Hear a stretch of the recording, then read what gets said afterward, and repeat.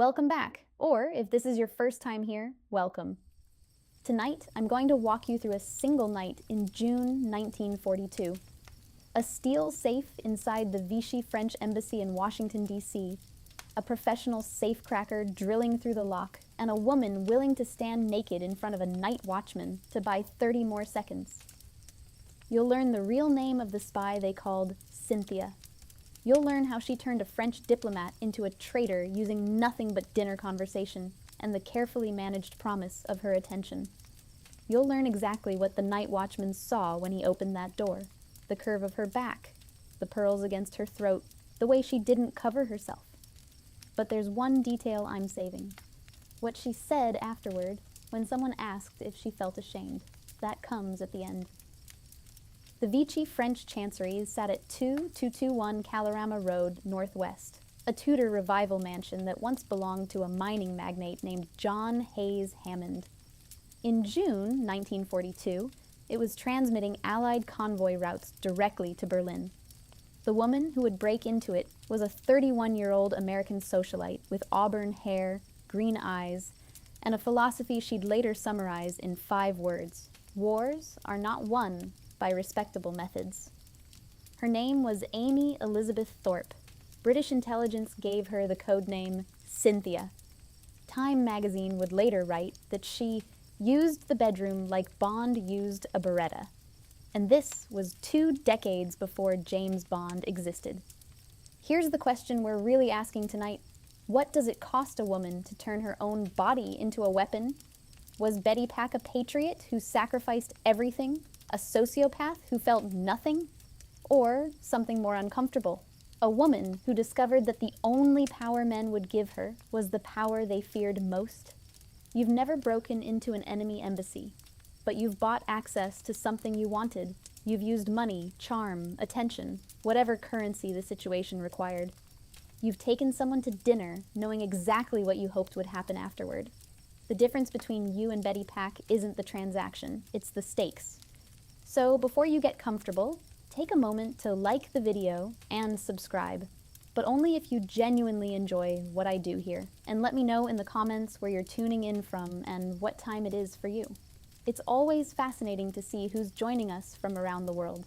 Now, dim the lights, maybe turn on a fan for that soft background hum, and let's ease into tonight's journey together. You're inside the Vichy French Embassy. It's a sweltering night in mid-June 1942, and the blackout curtains have turned this mansion into an oven. No air moves. The windows are sealed. The atmosphere is thick with floor wax, stale cigarettes, and the particular tension of men who know they're serving the wrong masters. You're not supposed to be here, but somehow you are, standing in a corridor on the ground floor, watching a woman named Betty Pack listen to the sound of an electric drill cutting through steel. The drill is behind a closed door, the naval attaché's office. Inside, a professional safecracker, recruited from a Georgia federal prison specifically for this job, is boring into the lock mechanism of a heavy steel safe.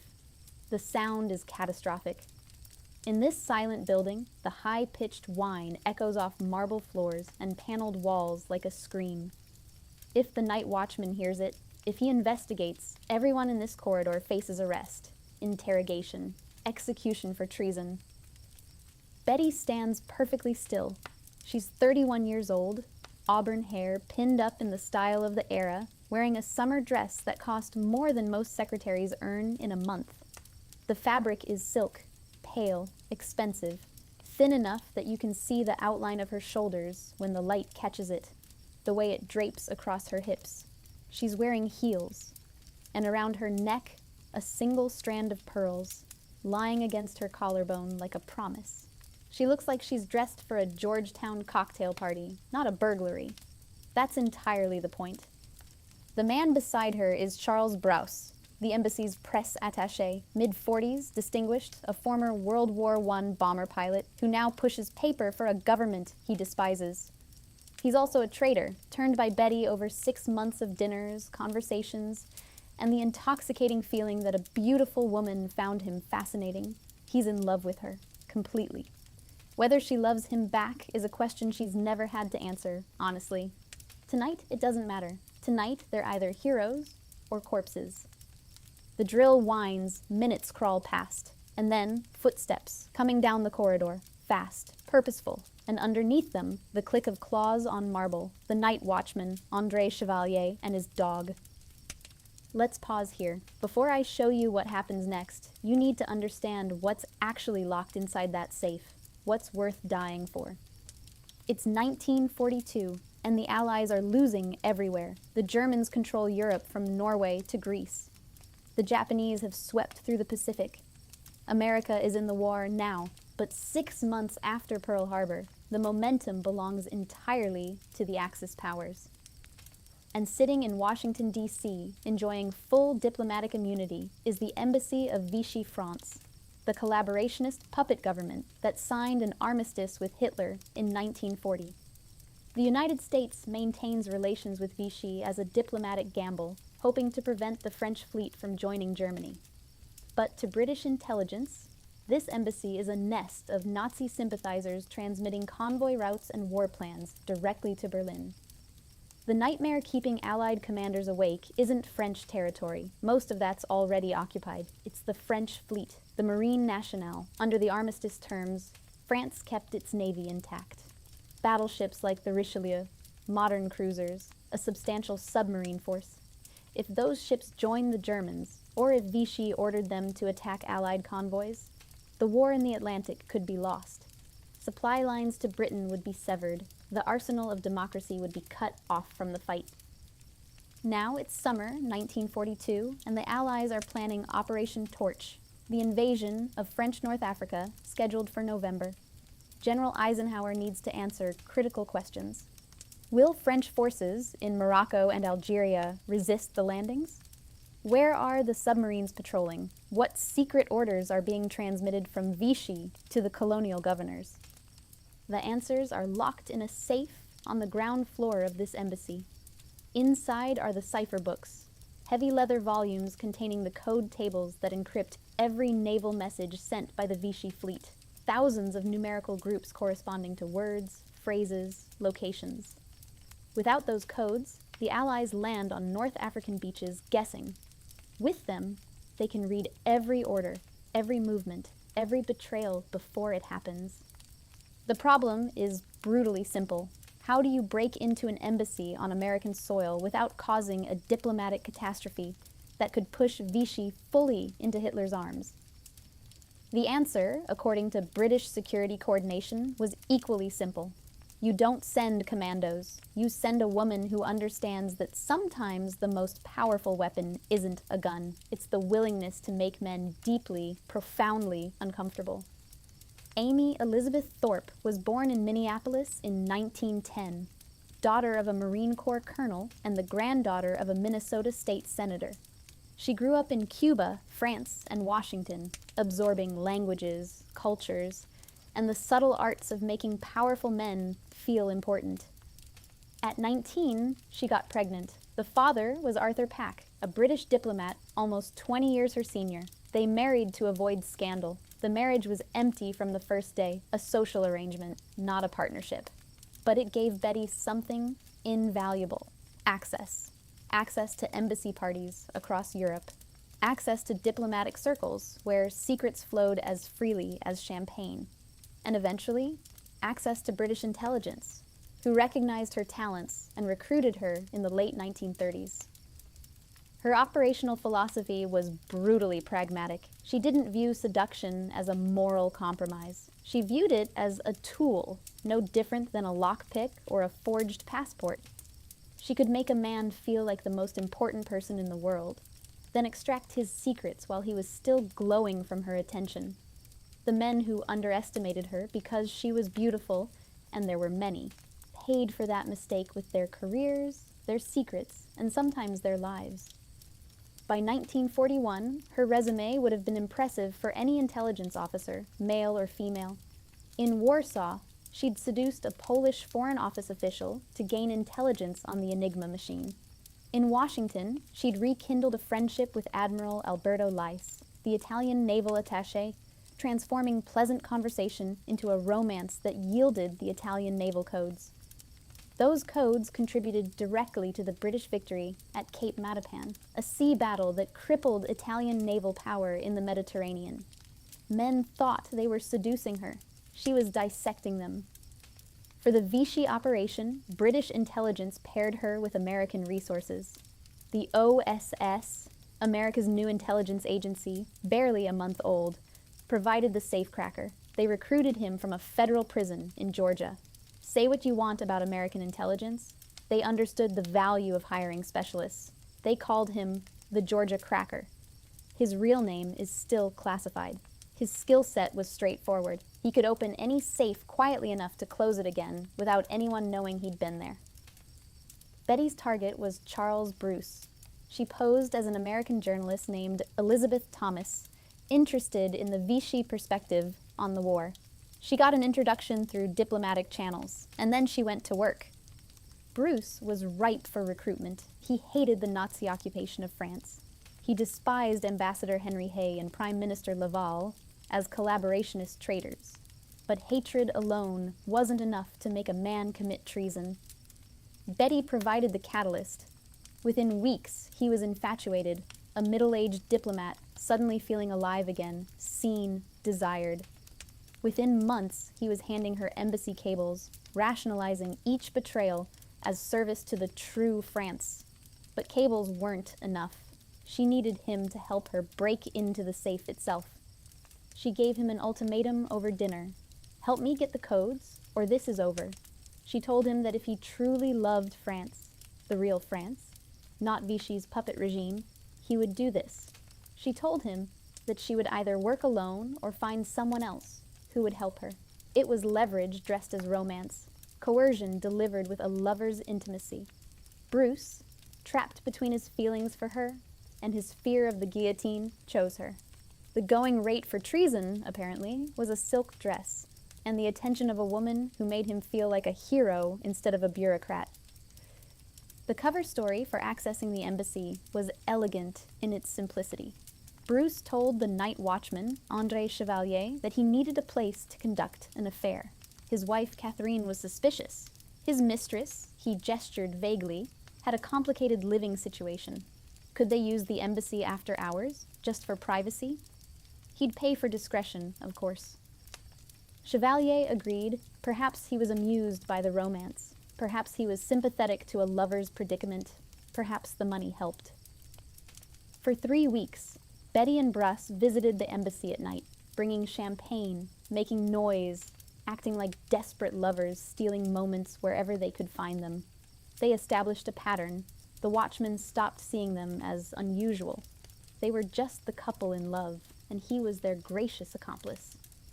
While Chevalier thought he was facilitating an affair, he was normalizing the presence of enemy agents inside his nation's most sensitive building. Espionage depends on making the extraordinary seem ordinary. Betty made treason look like romance. The first attempt to crack the safe failed in early June. The Georgia Cracker examined the lock mechanism and found it more sophisticated than anticipated. He needed more time than the watchman's patrol schedule allowed. They retreated empty-handed. The second attempt involved drugged champagne. Betty prepared a bottle laced with Nembutal, a powerful barbiturate. The plan was for Bruce to offer Chevalier a friendly drink during his rounds.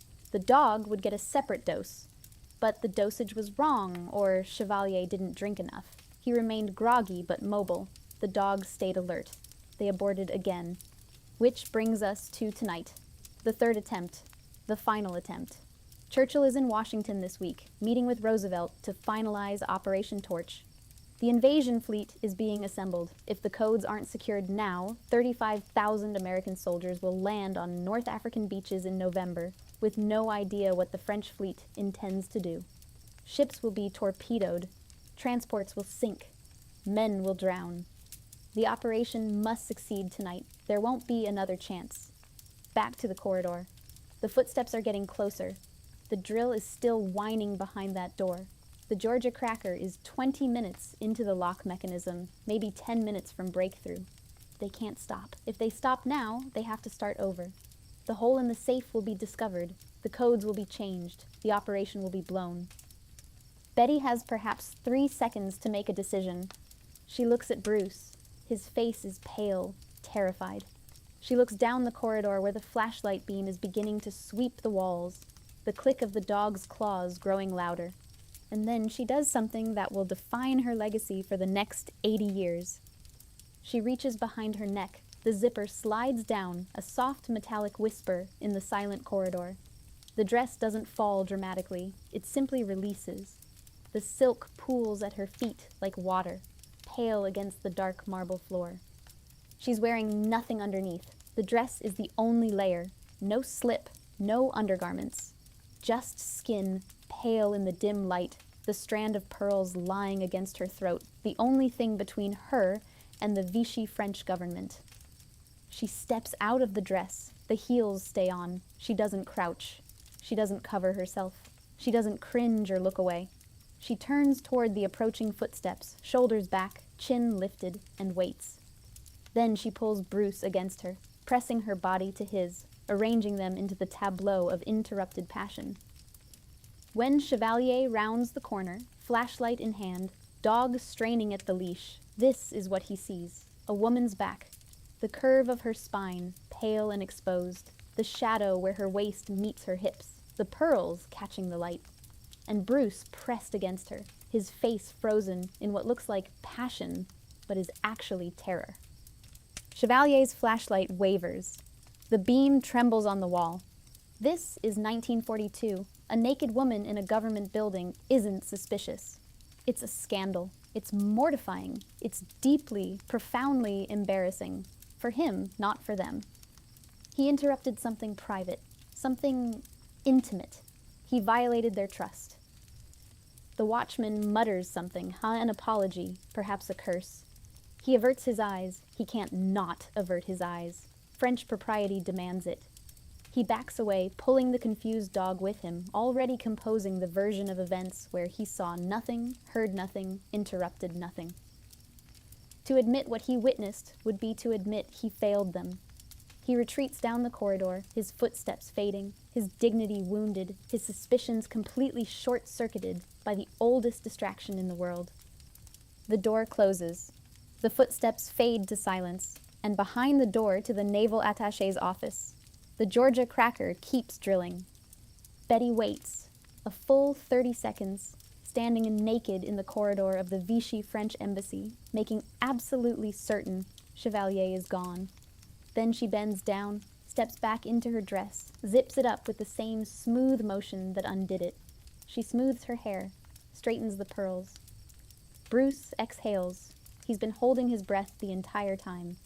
Neither of them speaks. What is there to say? She just turned shame into a shield. She weaponized the one thing men in 1942 couldn't process, a woman's naked confidence, and used it to disable every security protocol in the building. The drill breaks through 20 minutes later. The Georgia cracker trips the tumblers. The safe door swings open. Inside are the cipher books, heavy leather-bound volumes, each containing thousands of code groups. They can't steal them. If the books disappear, Vichy changes the codes immediately. Instead, they photograph every page, hours of painstaking work in the stuffy office, page after page of encryption tables captured on film. When dawn grays the sky over Rock Creek Park, the books are back in the safe. The drill hole is filled with a liquid metal compound that hardens to match the steel finish. Unless someone examines the safe with a magnifying glass, they'll never know it was opened. Betty and Bruce leave the embassy looking exactly like two lovers after an exhausting night. Chevalier sees them out. He won't meet Betty's eyes. She smiles at him warmly, a grateful, intimate smile. He thinks he knows their secret. He has no idea he just helped steal the keys to the French fleet. The film is rushed to London and Washington. The codes are reconstructed, and for the first time since the fall of France, the Allies can read the Vichy fleet's mail. Every order from the Admiralty, every submarine patrol route, every secret directive to the colonial governors. Transparent. The impact becomes undeniable in November. Operation Torch launches. 35,000 Americans land on the beaches of Morocco and Algeria. The landings face resistance. but not the coordinated catastrophe that was feared. The Allies knew which French units would fight and which would stand down. They knew where the submarines were patrolling. They routed convoys around danger. Admiral Darlan, caught in Algiers during the invasion, was pressured into ordering a ceasefire. The Allies had been reading his desperate cables to Vichy for months. Sir William Stevenson, intrepid, the spy master who ran Betty, later stated that the codes saved thousands of British and American lives. Wild Bill Donovan, head of the OSS, called her the greatest unsung heroine of the war. One woman, one safe, one night. Thousands of soldiers who came home alive instead of drowning in torpedo attacks. The personal cost was immediate. Bruce's wife, Catherine, had suspected the affair for months. When she finally confirmed it, she didn't just accuse Betty of being a mistress. She screamed, "She's a spy!" Whether Catherine truly understood what she was saying, or whether it was simply an accusation born of rage, didn't matter. The cover was blown. Betty was burned, her face too well known to operate again. She requested assignment to occupied France. She wanted to parachute in, run resistance networks, fight with her hands. The request was denied. Too recognizable, too risky. She spent the rest of the war sidelined, pushing paper, while other agents took the risks she craved. It devastated her more than any other wound. After the war, Betty and Bruce married and moved to a medieval castle in the French Pyrenees. A fitting refuge for a woman who'd lived like a Gothic novel. She died of throat cancer in 1963, at 53. Her obituary reduced a career to a punchline. She used the bedroom like Bond used a Beretta. So what's the answer to the question we started with? What does it cost a woman to turn herself into a weapon? Betty Pack was born into a world that gave women two choices, be decorative or be invisible. She found a third path. She took the thing that was supposed to limit her, her beauty, her sexuality, her ability to make men want her, and made it lethal. And she paid for it. Her children were raised by strangers. Her first marriage ended in her husband taking her own life. Her second was the quiet partnership of two people bound by secrets they could never share with anyone else. When someone asked if she was ashamed of her methods, she had an answer ready. Ashamed? Not in the least. My superiors told me that the results of my work saved thousands of British and American lives. It involved me in situations from which respectable women draw back. But mine was total commitment. Total commitment. Not I had no choice, not I did what I had to. Total commitment. She chose this path. She was exceptional at it. And she refused to apologize for winning a war that respectable people couldn't have won alone. In the end, a string of pearls proved more devastating than a saboteur's bomb. And the woman who wore them understood something most people never learn. Shame is a weapon. It can be used against you, or you can turn it on everyone else. Betty Pack turned it, and she won.